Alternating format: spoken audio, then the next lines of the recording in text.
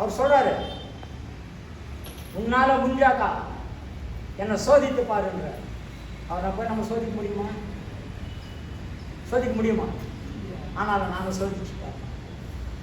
எப்போ 30 லட்சம் ரூபாய் ஒன்று அப்போ சோதிச்சோம். அவர் ஆண்டவரே, இந்த பிள்ளை எங்களை அனுப்பி விசுவாசின்றான், என்ன நீங்கள் கொடுக்குறீங்கன்னு நல்லா தெரியும், என்ன நீங்கள் கொடுங்க ஆண்டவரே.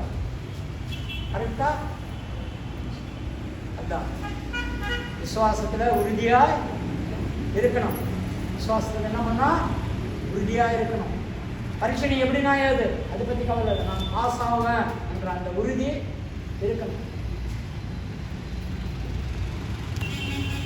ஊரெல்லாம் மறுபடியும் சொல்லிட்டாங்க, 90 வயசு ஆகி போச்சு, குழந்தை பிறக்காதுன்னு எல்லாருக்குமே தெரியும். ஆனாலும் ஆண்டவர் ஆபிரகாமுக்கு சாராளுக்கு என்ன பண்ணாங்க? குழந்தையை கொடுத்தார். அவங்க விசுவாசம் நின்றாங்க. அங்கிருந்து நம்ம நல்ல வாலிப வயசுல பிள்ளைய திரும்ப பலி கொடுக்க சொல்றாரு. பிள்ளைய நம்ம பலி கொடுக்க சொல்றாரு. இவர் இதயத்துல எந்த விதமான சிந்தனையும் இல்லை. ஆண்டவர் கொடுத்தாரு, ஆண்டவர் பார்த்து போறாருலாம் அவர் செஞ்சுக்குவார். அவர் தானே கொடுத்தாரு, அவரை கேட்பாரு, கேட்க மாட்டார், நம்ம கேட்கணும். அன்னைக்கு 100 ரூபாய் கொடுத்தனா, ஒரு மாதம் ஆகி போச்சு, ஒன்றும் கொடுக்கலன்னு கேட்கலாம். ஆனால் அவர் கேட்கல, அவரு கேட்கல. நேரம் பண்ணுறாரு, பிள்ளைய கூப்பிட்டு போறாரு. அங்க வரைக்கும் கூட சொல்லல யாருக்கும், மனைவிக்கு சொல்லியிருக்கலாம், யாருக்குமே சொல்லல. கூப்பிட்டு போறாரு. போறப்போ புள்ள கேட்கறான், அப்பா நெருப்பு கட்டை இருக்குது, கத்தி இருக்குது, நெருப்பு இருக்குது, தகனபதிக்கு ஆடி வந்திருப்பாங்க. எவ்வளோ ஒரு கொடூரமான அந்த காட்சியை கொஞ்சம் நம்ம நினச்சிப்போம். என்ன நினச்சிப்பாங்கன்னா, எங்கப்பா ஆடு, ஆடு எங்கப்பா இருக்குதுன்னு கேட்குறேன். வா, இப்படி செஞ்சவர் அவர் பார்த்துக்குவாரு. வாபா, நெருப்பு கொடுத்துருக்கிறாரு, கட்டை கொடுத்துருக்கிறாரு, என்ன போகிறதுக்கு 2 ஆளுங்களை கொடுத்துருக்கிறாரு, 2 கைதியும் கொடுத்துருக்கிறாரு, எல்லாம் கொடுத்துருக்கிறாரு. நீ கம்முன்னு வாய முடியுமாப்பா, அவர் பார்த்துக்குவார். காரணம், அவர் இதயத்தில் தேவன் இருந்தார், தேவனுடைய வார்த்தை இருக்குது. என்ன வார்த்தை? நான் உன்னை ஆசீர்வதிப்பேன், நான் உன்னை என்ன பண்ணுவேன்? ஆசீர்வதிப்பேன், உன்னை பெரிய ஜாதியாக மாற்றுவேன்னு சொன்னார். அந்த வார்த்தையை அவர் அப்படியே பத்திரமா கெட்டியமாக பிடிச்சிங்க. நாம் இன்னைக்கு சிம்பிளாக ஒன்று சொல்கிறேன் கேளுங்க. டிரைவர் இப்போ டாக்டர் கிட்டே போனோம், நீ பிபி ஜாஸ்தி ஆகி போச்சுன்னா என்ன பண்ணுறான்? ஐயோ பிபி ஜாஸ்தி ஆகி போச்சான், ஐயோ பிபி ஜாஸ்தி ஆகி போச்சான், ஐயோ பிபி ஜாஸ்தி ஆகி போச்சு, இதுமாரியே இருக்கும். சுகர் வந்துடுச்சு, சுகர் வந்துடுச்சான், சுகர் வந்துடுச்சான், சுகர் குழந்தை பிறக்காதான், குழந்தை பிறக்காது, குழந்தை ஊரெல்லாம் சொல்லிடுவாங்க குழந்தை பிறக்காது. ஆனால் ஆண்டவர் பயப்படாதேன்னு சொல்லி, அது பயப்படாதே, நான் உங்க கூட இருக்கிறேன் என்ன. யாக்கோபு கேட்குறான், நீ ஆசீர்வதிச்சாவே தவிர நான் உன்னை என்ன பண்ணுவேன்? விடமாட்டேன். நீ என்னை ஆசீர்வதிச்சா தேரணும். ஆண்டவர் ஆசீர்வதிச்சே தீரணும். அங்கே எங்கப்பா அவர் ஆசீர்வாதம் அமைச்சிட்டாரு. இப்போ எனக்கு ஆசீர்வாதம் ஒன்றும் இல்லை. நீ என்ன பண்ணணும்? என்னை ஆசீர்வதிக்கணும். நீ ஆசீர்வாதிக்கிறத நீ யார் ஆசீர்வதிப்பாங்க? நம்ம பிள்ளைங்களுக்கு நம்மளே சாப்பாடு கொடுக்கணும், ஊரா நம்ம கொடுப்பான். அதுதான் அப்பானுடைய மகிமை, அப்பானுடைய இறக்கம், அப்பானுடைய தயவு. இதெல்லாம் வர்றப்போ இதுக்கெல்லாம் காரணம் யாருன்னா நம்மளுடைய இதயமே. அதுதான் ஒரு வசனம் சொல்லுது, பூர்ண இதயத்தோடும் பூர்ண ஆத்மாவோடும் பூர்ண சரீரத்தோடும் உன் தேவனை ஆராதிக்கணும். சரீரத்தில் மட்டும் நேரம் செஞ்சுக்கிட்டு பூசி வந்து பலமா காரில் வந்து உக்காந்தீங்கன்னா என்ன ஆமென் அல்லேலூயா சொன்னாங்களா, சொல்லிட்டாங்களா, போய் நாங்கள் அது ஆராதனை தேவைதான், உலகத்துக்கு தேவை இதெல்லாம். ஏன்னாக்கா இங்கேருந்து ஹைதராபாத்துக்கு போய் அங்கே சுவிசேஷன் சொல்லிட்டு காலையில் 6 மணிக்கு ஃப்ளைட்டு போய் 6:30 மணிக்கு அங்கே இறங்கிட்டு 7லேருந்து 9 வரைக்கும் சுவிசேஷன் சொல்லிட்டு 9 மணிக்கு ஏறி 11 மணிக்கு இங்கே வந்து 12 மணிக்கு சென்னையில் ஊழியம் செய்கிறாங்க. அவசரம் இல்லைன்னு சொல்லலை, அந்த காலத்தில் நடந்தாங்க. அப்போது போக்குவரத்து வசதியெல்லாம் இல்லை. பிரதர் அது மேப்பை போட்டு காமிச்சார். கல்லிலே கறி மீனெல்லாம் ஆக்கி எடுத்துன்னு போய் நான் தான் வந்துக்கிறான். யார் வந்துக்கிறான்? வர வேண்டியவன் யாரு? சொல்லலாம் டக்குன்னு. வர வேண்டியவன் யாரு? யாக்கோபு வரணும். இவங்க அம்மா என்ன பண்ணுது? யாக்கோபு நல்ல அழகுள்ளவன், கை காலெல்லாம் முடி நிறைய இருக்கிறவன். என்ன அவன் மேலே ஒரு தனி வாடை ஒன்று வீசும். அந்த தனி வாடைனாக்கா இவன் எப்பயும் காட்டில் இதே குணா செட்டுக்கிட்ட கடற்கால் மேலே பாட்டில் வாங்கிட்டு வந்து குடிப்போம். அப்போ கர்நாடகாவில் கூடு ஓட்டிங்கன்னா என்ன வர்றப்போ ஃபுல் பாட்டில் இல்லை. அப்போ ப்ரொவிஷன் இருந்துச்சு ராமராவ் பீரியடில். ப்ரொவிஷன் என்னாக்கா வெளியூர் மருந்து ஆந்திராவில் எடுத்துன்னு வருவார். எடுத்துன்னு வரக்கூடாது என்ன பண்ண தெரியுமா? ஸ்பீக்கரில், பேட்டரி பாக்ஸில் பாருங்க. மனுஷனுடைய மூளை சிந்தனை, வெளியே சிந்தனை எப்படியெல்லாம் இருக்கு பாருங்க. இதெல்லாம் நான் என்ன சொல்கிறேன்னா, நம்மளுடைய இதயத்தை அவர் நாம் தான் மாற்ற முடியும், கழுவ முடியும், மாற்ற முடியும். அந்த மாதிரிலாம் என்னன்னா இந்த 51வது சங்கீதத்தை நாங்கள் இடன் மாஸ்டர் சர்ச்சில் போகிறப்போ இந்த 51வது சங்கீதம் தான் எங்களுக்கு நிறைய பிரசங்கம் பண்ணுவோம். இது எப்படி இருக்குதான்னாக்கா மகா கிருக்குள்ளும் கேடுள்ளதுமா இருக்குது. மகா கிருக்குள்ளது கேடுள்ளதுமா இருக்குது. இந்த 10 ரூபாய் கட்டி வாங்கினான் பாரு, அவன் என்ன பண்ணுவான்? அவனால் கொடுக்க முடியாதானா? அன்னைக்கு பிடிச்சிடுவான், எல்லாரும் போயிடுவானுங்க. மறு மாதம் வட்டிக்கு அந்த அம்மா ஃபோன் பண்ணா என்ன சொல்லுவான்? அக்கா நான் வீட்டில் இருக்கிறேன். சரி 2வது நாள் ஃபோன் பண்ணாதான் ஒன்று அக்கா குழந்தைக்கான உடம்பு சரியாக இருக்கு, ஹாஸ்பிட்டல் இருக்கு. இதே மாதிரி ஒரு வாரம். அப்புறமா இந்த அம்மா நான் ஊருக்கு போய் சொல்கிறப்போ அப்போ தான் தெரியும் இவனுடைய களியாட்டங்கள். இந்த களியாட்டங்களை யார் எடுத்து போட முடியும்? நம்மளால எடுத்து போட முடியாது, தேவனுடைய வார்த்தையினால எடுத்து போட முடியும். மற்ற ஸ்தோத்திரம். ஏன்னா தேவன் இதே சுற்றி உள்ளவர்கள் தேவனை தரிசிப்பார். தேவனை தரிசிக்கணும். சிம்பிளாக ஒன்று சொல்லுங்க. ஒரு எம்எல்ஏவோ ஒரு எம்பியோ பார்க்கறதுக்கு போகிறப்ப எப்படி போகணும்? சும்மா 12 ஒரு 20 கார் எடுத்துக்கினேன், நான் பூமாலெல்லாம் வாங்கினேன், 7 கப்பம் வாங்கினேன் போகிறோம். அவர்கிட்ட அதெல்லாம் சொல்லாது, அவர்கிட்ட என்ன சொல்லாது, அதெல்லாம் சொல்லாது. நெருங்குண்ட ஹிருதயம். இந்த வருது 52வது 51வது அதிக சங்கீதம் 51ல் அந்த வசனம் வாசிங்க. 16 படிங்க.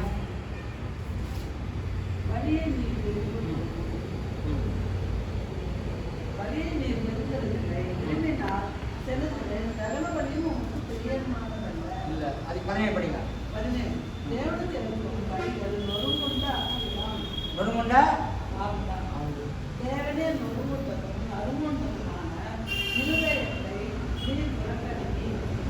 புறக்கணிக்க மாட்டாரா? நொறுங்குண்ட இதயத்தை என்ன பண்ணாரு? புறக்கணிக்க மாட்டார். அதுக்குதான் சங்கீதம் 21ல் சொன்னார் ஸ்ரீபதி கூட, எனக்கு உத்தாசை வரும் பருவதங்களுக்கு முன்பதாக என்ன பண்றான்? நான் என் கைகளை ஏறெடுக்கிறேன். ரொம்ப அருமையான ஒரு வார்த்தை. நம்மளுக்கு எதனா ஒன்று எமர்ஜென்சின்னாக்கா உறவு தரப்பு கேட்டால் என்ன சொல்லுவாங்க? கொஞ்சம் கொடுப்பாங்க. 1 லட்ச ரூபா வேணும்னு கேட்காங்க. பஸ்ஸில் பேர்கிட்ட போய் விதர் அப்படின்னா நாளைக்கு காலையில் 1 லட்ச ரூபா வாங்கிக்கிறேன். நாங்கள் என்ன சொல்லுவாங்க? லட்ச ரூபா ஒன்று யார் கேட்கணும்? காரணம் அவர் கரங்களில் எல்லாம் இருக்குது. ராத்திரிக்கு விதிச்சுட்டு காலையில் போய் பார்த்தாக்கா மழை வருதுன்னாக்கா அவர்கிட்ட அவ்வளோ தண்ணி இருக்குதா இல்லையா? அவர்கிட்ட அவ்வளோ பவர் இருக்குதா இல்லையா? நாங்கள் கூட அவர்கிட்ட தான் எல்லாம் வாங்கிக்கிறோம். என் பிள்ளை தான் சொல்லுவான், சின்ன பிள்ளை பா உலகத்தாரை கேட்டால் கொஞ்சம் தான் கொடுப்பான். ஆண்டவர் கேட்பாங்க, நிறைய கொடுப்பாங்க. யாரும் கொடுப்பாங்க? நிறைய கொடுப்பாங்க. அப்ளிகேஷன் போட்டால் லண்டனில் குயின்ஸ் யூனிவர்சிட்டிலேருந்து கால் லெட்டர் வந்துடுச்சு, நம்ம பரப்பணும். அதுக்கு 30 லட்ச ரூபாய் பணம் வச்சுக்கலாம். நீதிமொழிகள்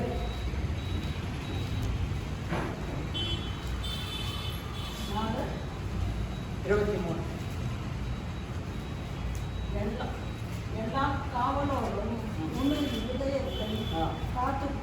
எல்லா காவலரும் இதத்தை அதனிடத்துல என்ன வருதா? ஜீவ ஊற்று வருது. இந்த ஜீவ ஊற்று வரணும்னாக்கா இது யார் காயணும்? நம்மளால கழுவ முடியாது. நிச்சயமா நம்மளால கழுவவே முடியாது. அது ஒரு இயேசு கிறிஸ்துவினுடைய வார்த்தை நமக்குள்ள இருந்தால்தான் அது நிச்சயமா கழுவ முடியும்.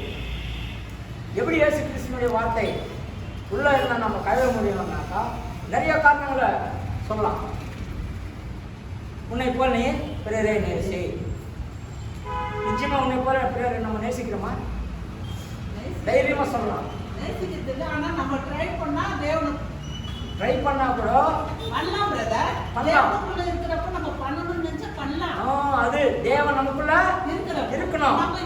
இருக்கிறப்ப இல்ல, தேவன் இருக்கிறப்ப இல்ல, தேவன் எப்ப நம்ம உலகத்துல இருக்கணும். இருக்கிறப்போ பண்ணியே தீர்வோம். காரணம், ஒரு வீட்டில் ஒரு கிறிஸ்மஸ்க்கு பிள்ளைங்க அவனுடைய பிறந்த நாளுக்கோ இல்லை திருமண நாளுக்கோ எதுக்கோ ஒரு டின்னர் வைக்கிறோன்னு வச்சுக்கிறோம். சொந்தக்காரர், பக்கத்து வீட்டுக்காரர், அக்கத்து வீட்டுக்காரர் எல்லாரையும் கூப்பிடுறோம். ரோடு பெருக்கிறவங்க யாருன்னா கூப்பிட்டு வீட்டுக்குள்ள உட்காந்து சிறு போடுவான். அப்போ நம்ம எதிர்த்து ஆண்டவர் இருக்கிறாரா? இல்லை. ஏன் இல்லை? அது வெளிப்புறத்தை பார்த்து தான் நம்ம பயப்படுறோம். என்ன பார்த்த? வெளிப்புறத்தை பார்த்து நம்ம பயப்படுறோம். ஐயோ, வாழ்ந்து வீட்டுக்காரங்க என்ன சொல்லிடுவாங்களோ, நம்ம சொந்தக்காரலாம் என்ன சொல்லிடுவாங்களோ, என்ன அக்கத்து பக்கத்துக்காரனா என்ன சொல்லிடுவாங்களோ, ஃப்ரெண்ட்ஸுங்க யாருன்னா என்ன சொல்லிடுவாங்களோ, இந்த உலக காரியத்தை குறித்தே நம்ம சிந்திக்கிறோமே தவிர அவர் சொன்ன வார்த்தையை நம்ம அந்த இடத்துல என்ன பண்றோம்? சிந்திக்கிறது இல்லை. அதுக்கு தான் இங்க அவர் சொல்றாரு, நான் செய்யற பாவம் என் கண்களுக்கு முன்னால நிற்குது அப்படின்றாரு. என் தாய் என் பாவத்திலே என்னை கர்ப்பம் தரித்தாள், என் பாவத்திலே என்னை கர்ப்பம் தரித்தாள், நான் பாவியாகவே பிறந்தேன் என்றாரு. அவ்வளோ ஒரு சூட்சமமான இதயத்திலிருந்து அவர் ஊத்துறாரு. அப்படியே அவர் செஞ்ச பாவம் என்ன, அவர் செஞ்ச அக்கிரமங்கள் என்ன ஈஸ்வரத்தினால கைவும் ஆண்டவரே என்றார்.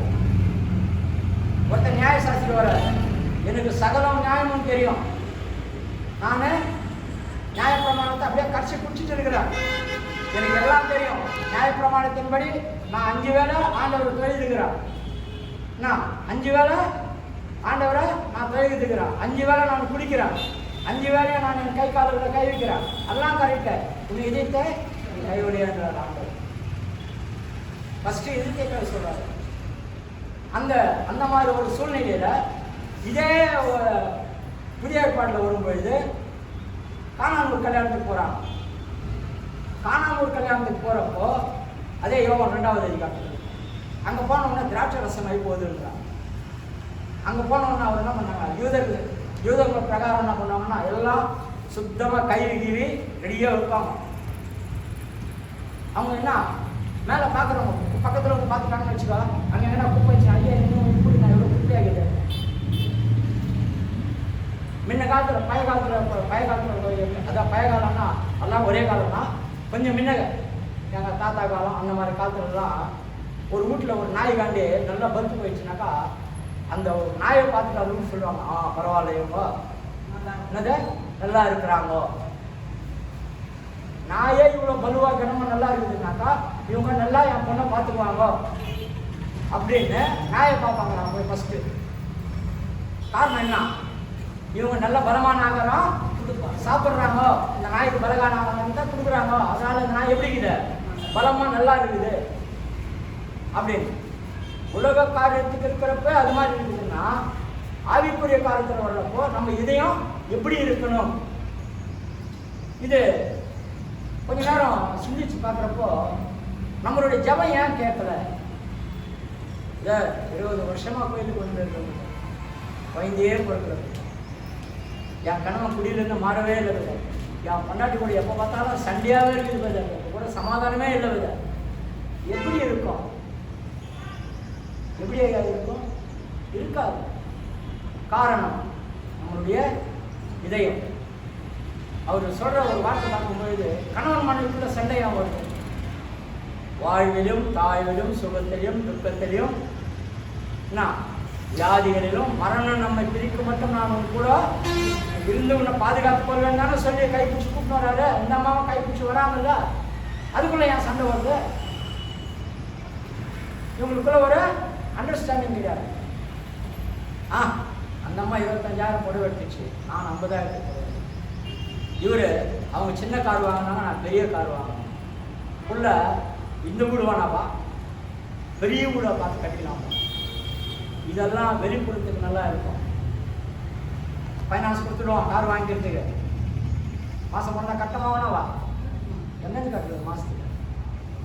உனக்கு வர சம்பளமே 50,000பா, 30,000 நீ அது கட்டிட்டாக்கா உனக்கு நான் சொந்த கூட அறியுத. கார் வாங்கி வந்து எல்லாரும் பார்க்குற மாதிரி வச்சுக்கலாம்.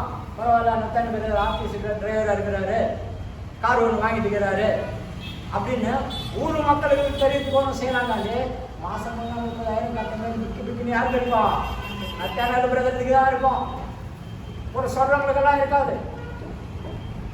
அவர் என்ன பண்ணுறாரு, எங்கள் சீனு சொல்லுவான், போகணுன்னு போதுன்ற மனமே அது எனக்கு சரியாக வரல, போதும் இது போகிறோன்ற. நாளை குறித்து நீ என்ன பண்ணாத, கவலைப்படாத. இன்னைக்கு போய் போட்டுக்கிட்டு தேவை, நாளைக்கும் போய் போட்டுவார். நாம எந்த நம்பிக்கையில் எங்கள் அலாரம் வச்சுட்டு படிக்கிறோம் சொல்லுங்க பார்க்கலாம். எந்த நம்பிக்கையில் அலாரம் வச்சுட்டு படிக்கிறோம்? காலையில ஏந்துக்கிறோம் என்ற ஒரு பெரிய நம்பிக்கை. காரணம் என்ன? ஆண்டவர் எப்போ இருக்கிறாரு, என்ன நாளைக்கு காலையில நிச்சயமா ஏற்புவாரு அப்படின்னு நம்பிக்கையோட அலாரம் வைக்கிறோம். நம்பிக்கையோட அலாரம் வச்சு படிக்கிறோம். கரெக்டாக ஏந்துக்கிறானா? தூக்கத்திலே கூப்பிட்டு யாருமே கிடையாது. கையெண்டா பையனை புஷ் ஒழுங்குமே இல்லை. புஷ் காலையில் நல்லா அவ்வளோ ஏதுறியா டைமில் புஷ் 4 மணிக்கு தூக்கி போனாங்க. என்ன ஏந்து இந்த தானே ஏந்து கொடுத்துது. காரணம் பிளட் ப்ரெஷர். ஏன் பிளட் ப்ரெஷர் வருது? இவரெல்லாம் கடன் வாங்கிட்டு இருப்போம், கடன்காரன் வந்து நோண்டின்னு இருப்பான். பிளட் ப்ரெஷர் வர்றதுன்னா வந்து தீரும். இன்னைக்கு இருக்குது, இது போதும். சண்டை கொடுத்தெல்லாம் என்ன அவர் அதுதான் சொல்றாரு. மத்தேயு 5ஆம் அதிகாரத்தில் 8வது வசனத்தை ஒரு முறை வாசிக்கணும். அந்த வசனம் வந்து மனுஷனுக்கு ரொம்ப தேவை இருக்கு. தெலுங்குலையும் வாசிக்கலாம், தமிழ்லையும் வாசிக்கலாம், இங்கிலீஷ்ல கூட வாசிக்கலாம். மத்தேயு 5:8. மத்தேயு 5:8. இதயத்தில் சுத்தமுள்ளவர்கள் பாக்கியவான்கள். இதயத்தில் சுத்தமுள்ளவர்கள் பாக்கியவான்கள், அவர்கள் தேவனை தரிசிப்பார்கள். இது யாருக்கு பொருந்தும்? இதயத்தில் சுத்தமுள்ளவருக்கு பொருந்தும். தெலுங்கு படிமா. హృదయ శుద్ధి గల వారు ధన్యులు, ఆయన దేవుణ్ణి చూచేదారు. ఇంగ్లీష్ படிப்பா. ஏந்து நின்று படிக்கணும். அவங்களுக்கெல்லாம் முக்கியம் செத்து போய்க்குது, அவங்க ஏந்துக்க மாட்டாங்க. வாத்தியார் ஒரு கொஸ்டின் கேட்டாங்க, ஏந்து நின்று பதில் சொல்றேன் இல்லையா? நம்ம யாரும் ஏந்து நிற்கிறோம்? சொன்னாதான் ஏந்து நிற்பீங்களா? வாத்தியார் கொஸ்டின் கேட்டோம்னா ஏன் சொல்லணும், டக்குன்னு சொல்ல ஏந்து ஆன்சர் சொல்றீங்களா இல்லையா? ஏந்து நிற்கணும். அதேதான் சொல்றேன் சிஸ்டர். ஏந்து பச்சாதான் உனக்கு ட்ரை பண்ணாதான், try and try once again நாங்க ஏந்துக்கிறதுக்கு முயற்சி பண்ணணுமா? ஃபர்ஸ்ட் என்ன பண்ணணும்? ஏந்துக்கிறதுக்கு முயற்சி பண்ணணும். சின்ன குழந்தை பாருங்க, என்ன ஃபர்ஸ்ட் பண்ணணும் இப்படியே இருக்கும், கொஞ்ச நாளைக்கு அப்புறமா கவுந்துக்கும். அப்புறமா என்ன பண்ணோம்? தட்டி தன்மாட்டி 4 காலில் நடக்கும். அப்புறமா என்ன பண்ணோம்? ஏந்துக்கு ட்ரை பண்ணோம், டொப்புன்னு விழுந்துடும். அப்புறமா எங்கன்னா ஒன்று பார்த்துனே இருக்கும். சேரை பிடிச்சிக்கணும், என்ன செவரை பிடிச்சிக்கணும், இல்லை அப்பா அம்மா கையை பிடிச்சிக்கணும். நல்லமா ஏது. அதெல்லாம் இங்கிலீஷ்காரங்க அவங்க இன்னும் நல்லா அனுபவிச்சுக்கலாம் சொல்லிட்டு ட்ரை ஒன்ஸ் அகைன். ஒரு தடவை என்ன பண்ணோம், ட்ரை பண்ணி பார்க்கணும். இங்க அதான் சொல்றாரு, இதயத்தில் சுத்தம் இருக்கணுமா. அந்த வசனம் படிக்கிறப்போ அது வெள்ளியை புடமிடுறாங்க, அது உள்ள இருக்கிற மஸ்டர் என்ன பண்றாங்க, எடுக்கிறாங்க, அது சுத்த வெள்ளியா மாறுது. நமக்குள்ள இருக்கிற இதயத்தை சுத்தமாக எடுக்கணும்னாக்கா செத்து என்ன பண்ணுவோம், செத்துருவோம். கைப்பிடி அண்ணா எடுக்க முடியுமா, இதயத்தை முடியாது, ஓப்பன் பண்ணி இதயத்தை எடுக்கும். ஆனா அவர் எதனால சுத்தம் பண்றாருன்னா அவருடைய ரத்தத்தினாலே சுத்தம் பண்றார். இயேசுவின் ரத்தம் சகல பாவங்களை நீக்கி உங்களை சுத்திகரிக்கும். இது எல்லா பாத்திரத்துக்கும் அங்கீகாரமா இருக்கலாம். இயேசுவினுடைய ரத்தம் சகல பாவங்களை நீக்கி நம்மை சொல்லணும், உண்மை இல்லை, நம்ம எல்லாரையும் சுத்திகரிக்கிறது. அந்த இயேசுவின் ரத்தம் எப்படி சுத்திகரிக்கும் அப்படின்னா அவருடைய வார்த்தையே தான் அந்த ரத்தம், அவருடைய வார்த்தை தான் அந்த ரத்தம். அந்த வார்த்தையை கேட்கறதுக்கு தான் வரான். என்ன வரான், ஏன்பா நான் பரலோகம் போனோம், நான் என்ன பண்ணுறது பார்க்கணும்னு கேட்குறேன். அதெல்லாம் விட்டுட்டு எத்தனால வாங்க, இவனுக்கு என்ன பெரிய பணக்காரன், 10 ஆளுங்க இருக்கிறாங்க, கூப்பிட்டாக்கா ஒரு ஆள் வந்து வேலை செய்கிற ஆள், அவ்வளோ நல்ல ஒரு பெரிய ஆள், இதெல்லாம் விட்டு வரதுக்கு வந்தீங்கன்னா இல்லை மனசு இல்லை. அதுதான் இயேசு கிறிஸ்து ஒரு இடத்துல சொல்றாரு, வருத்தப்பட்டு பாரம் சுமக்கிறவங்கள எல்லாருமே எடுத்துருவாங்க. ஒரு நத்தானியரையோ, ஒரு அரசமையாவையோ, ஒரு ராஜாவையோ, ஒரு யோவானாலையோ, இல்லை கண்ணாகரம் மாதிரியோ கூப்பிடல. என்ன பண்ணாரு, எல்லாரும் வாங்க, எல்லாருக்கும் ஒரு வருத்தம் இருக்குது.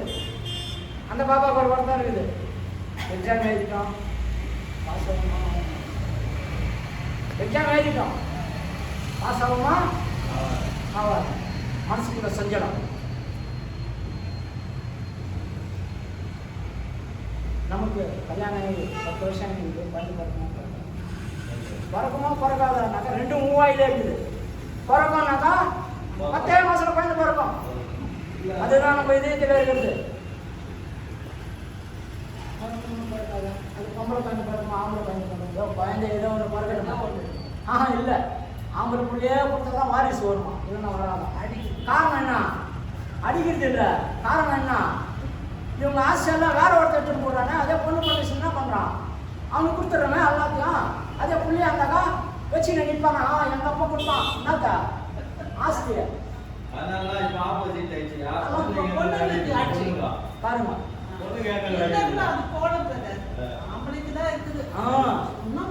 ஆமா, பெண் இல்லாத யாருன்னா பயன்படுத்த முடியுமா?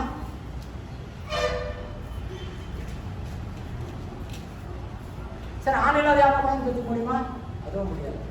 ஆனால் இப்போ டெக்னாலஜி வந்துருக்குது, ஃபர்ஸ்ட் பேபி, அது பேபி, இது பேபி, அது தேவையில்லை. அதுக்குதான் ஒருத்தர் ஆன்சர் கேட்கறையா, நீ எல்லாம் பண்ற, அதுக்கு அப்பா யார் பேரு? அப்பா யார் பேரு சொல்லு. எப்படின்னா பையன் சொல்றான், அதுக்கு யார் அப்பா? அதுதான். அதுக்குதான் அவர் என்ன பண்றாரு, ஃபர்ஸ்ட் நம்மளுடைய இதயத்தை வந்து சுத்திகரிக்கிறார். நம்ம இதயம் சுத்திகரித்தாலே நம்மளுடைய சிந்தைகள் எல்லாம் மாறும். சின்ன எக்ஸாம்பிள் ஒன்று சொல்லணும் பாருங்க. டாக்டர் கிட்ட போகிறோம், தலைநோவுன்னு சொல்கிறோம். டாக்டர் ஒரு மாத்திரை கொடுக்குறாரு, அந்த மாத்திரை போட்டோன்னா அவங்க தலைநோவு போயிடுது. காரணம் டாக்டரா மாத்திரை? என்னது? அதுதான் இந்த வசனம். என்னது? அதுதான் இந்த வசனம், இந்த வார்த்தை, தேவனுடைய வார்த்தை, தேவனுடைய வசனம். இது நமக்குள்ள இருக்கிறப்போ நமக்கு எந்த சிந்தனையும் கிட்ட வராதுன்றார். இதில் பாருங்க, அவர் நூலில் ரொம்ப அருமையா எழுதியிருப்பார். இது நான் கொஞ்ச நேரம் யோசித்து பார்த்தேன். இங்க 10வது வசனத்தை ஒரு முறை படிக்கலாம். 51 தேவனே, புது இருதயத்தை என்னிலே சிருஷ்டியும், நிறைவான ஆவியை என் உள்ளத்திலே புதுப்பியும். புதுப்பியும். பாருங்க, என் இதயத்தை என்ன பண்ணுமா? புதுப்பியும், சுத்திகரிக்கணும். பழைய காலத்துலலாம் எப்படி எழுந்துட்டோம்? பழைய காலத்தில் எப்படியே எழுந்துட்டோம். ஜாத்திரை வருதுப்பா, தாத்தா ஊருக்கு போனால் என்ன வெட்டுவாங்க? கடா வெட்டுவாங்க. அதையே எழுந்துட்டோம். அவர் பலிகளை விரும்புவது இல்லைன்னு சொல்றாரு. பலியை கேட்டால் நான் கொடுப்பனேன்றாரு. உன் பலியெல்லாம் எங்களுக்கு தேவையில்லைப்பா. பலின்னா என்ன? வருஷம் மொத்தம் பாவம் செஞ்சிருந்த ஒரு நாள் போய் பலி கொடுத்துருது. வருஷம் மொத்தம் என்ன பண்ணுறத? பாவம் செய்யறது. ஒரு நாள் போய் பலி கொடுத்துருது. பாவம் போயிடுமா? அந்த நிமிஷத்துக்கு ஒரு திருப்தி. நான் போய் மாடு கொடுத்துட்டேன், பெரிய மாடை ஒன்று பிடிச்சிட்டு போனால் கொடுத்துட்டேன், பலி கொடுத்துட்டா, ரத்தம் சிந்தப்பட்டுச்சு, என்ன என் பாவம்லாம் தீர்ந்து போச்சு. அந்த நிமிஷத்துக்கு நினச்சி கட்டிட்டான். மறுபடியும் போய் என்ன பண்ணுவான்? பள்ளி அடிப்பான், குடிப்பான், குட்டியாக ரெடிப்பான், இதெல்லாம் பண்ணுவான். திருப்பி என்ன பண்ணுவான்? வருஷம் ஆனோடனே திருப்பி வருவான். ஒரு மாடியோ ஆடியோ ஏதோ ஒன்று ஒரு பலி கொடுப்பான், திருப்பி போயிடுவான். இது உலக பிரகாரமான காரியம். உலக பிரகாரமான காரியம். ஆனாலும் இங்க தாவீது சொல்றப்போ என்னை புடமிட்டு பாருன்றாரு. என்ன பண்ணணுமா?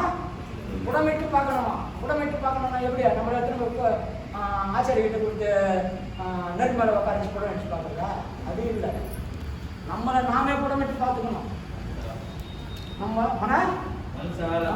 மனசாட்சி, நம்ம மனசுக்குள்ள இருக்கிற சாட்சியே நம்மளுக்கு புடமிட வந்துவாங்க. தெரியுமா சொல்லுவாங்க, ஆனால் பிள்ளைங்க அடிச்சிட்டாங்க, மனசாட்சியே இல்லை, அப்படி அடிச்சுட்டேடா.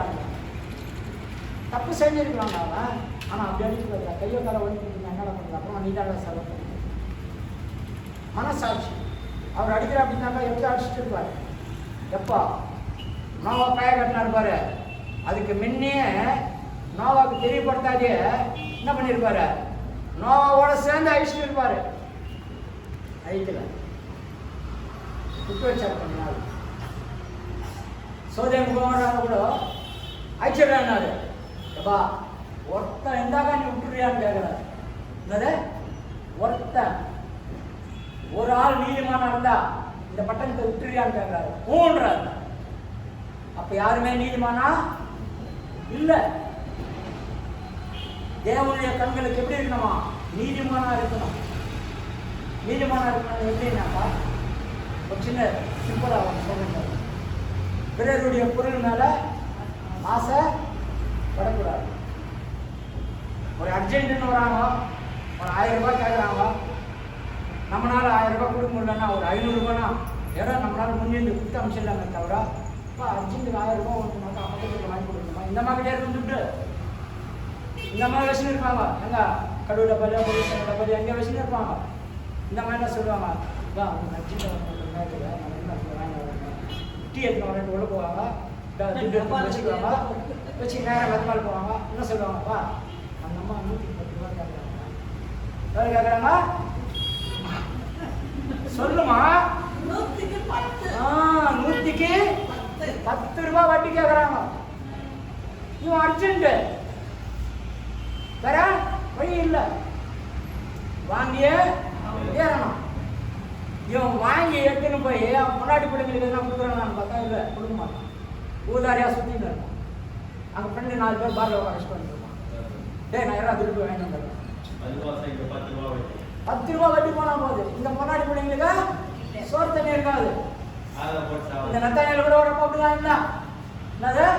இந்த நத்தானியில் கூட வரப்போ அப்படிதான் இருந்தா. கோவிந்தராஜெல்லாம் இருக்கிறப்ப இருந்தா. கோவிந்தராஜெல்லாம் இருக்கிறப்போ நான் கூட அப்படிதான் இருந்தேன். நம்ம மனைவிக்கு தெரியாது 120 ரூபா வட்டி வாங்கி இருந்தேன். குடிக்கணுமா? அந்த கூச்ச சத்தம்லாம் இல்லை, குடிக்கணும். இந்த இருக்கிற ஃப்ரெண்ட்ஸுங்கெல்லாம் உட்கார வச்சு பந்தாவத்தை இன்னும் பெரிய ராஜா உட்கொள்ள மாதிரி இருந்தாங்க.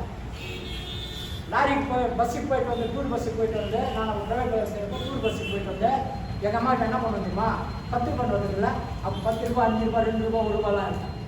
இந்த 10 ரூபா நோட்டுகள் ஒரு 5, 5 ரூபா நோட்டுகள் ஒரு 5, 2 ரூபா நோட்டுகள் ஒரு 5, 1 ரூபா நோட்டுகள் ஒரு 5 கொடுத்துட்டாமா. நிறைய பேருக்கு பார்ப்பாங்க. எங்கள் அம்மாலாம் எனக்கு தெரியாது. எங்கள் அம்மாவுக்கு என்ன தெரியாது? அது என்ன? அது 5 ரூபா நோட்டா 10 ரூபா நோட்டா 1 ரூபா நோட்டா தெரியாது. அதான் உள்ள நிறைய கொடுத்தாமா. பக்கத்துலலாம் சொல்லிடுவாங்கம்மா, என் பிள்ளை ஒரு வயசுல கொடுத்துட்டாமா. இதை திட்டாம சரி தெரியும் அவங்களுக்கு. அப்போ என்னுடைய இதயம் எப்படி இருந்துச்சு?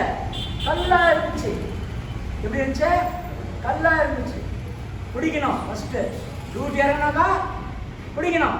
இப்போ யூதரங்க ஒன்றுமே இருக்கிறாங்க, அதில் ஆசாரியரோ இல்லை ஒரு வேத பாரகரோ இல்லை ஒரு யாருன்னா ஒருத்தர் வராங்கன்னாக்கா அவங்க தூரமாக போயிடுவாங்க. எல்லாரும் தூரமாக போயிடுவாங்கன்னாக்கா அவங்களுக்கு தொட்டுட்டாக்கா ஹீட் ஆகிடும், எங்கள் சரீரம் என்ன ஆகிடும்? ஹீட் ஆகிடும் அப்படின்ற ஒரு மனத்தாண்மையில் அவங்க என்ன பண்ணுறாங்கன்னா இந்த ஜனங்களெல்லாம் அப்படியே ஒரு அடிமைகளாக ஆக்கி வச்சுக்கணும். அந்த மாதிரி ஒரு சூழ்நிலை இருக்கிறப்போ இங்கே இயேசு கிறிஸ்து கிட்ட ஒரு 3 பேர் வராங்க. யார் வராங்கன்னா, ஒருத்தர் ஐஸ்வர்யான ஒருத்தர் வராரு, ஒருத்தர் வந்து நியாயசாஸ்திரி ஒருத்தர் வராரு, ஒருத்தர் வராரு. யோவான் 3ஆம் அதிகாரத்தில் வருவார். அவர் வந்து என்ன பண்ணுறாரு? பரலோக ராஜ்யத்துக்கு பிரவேசிக்கணும்னா நான் என்ன பண்ணணும்னு கேட்குறேன். பரலோக ராஜ்யத்தில் பிரவேசிக்கணும்னா நான் என்ன பண்ணணும்? அவர் என்ன சொல்றாரு? உனக்கு இருக்கிற ஐஸ்வர்யம் ஆஸ்தி எல்லாம் விட்டுட்டு ஏன் எங்களுக்கு கொடுத்துட்டு நீ வாங்குற. இவனுக்கு என்ன பண்ண அந்த மனசுல கொடுக்கறதுக்கு மனசு வரல.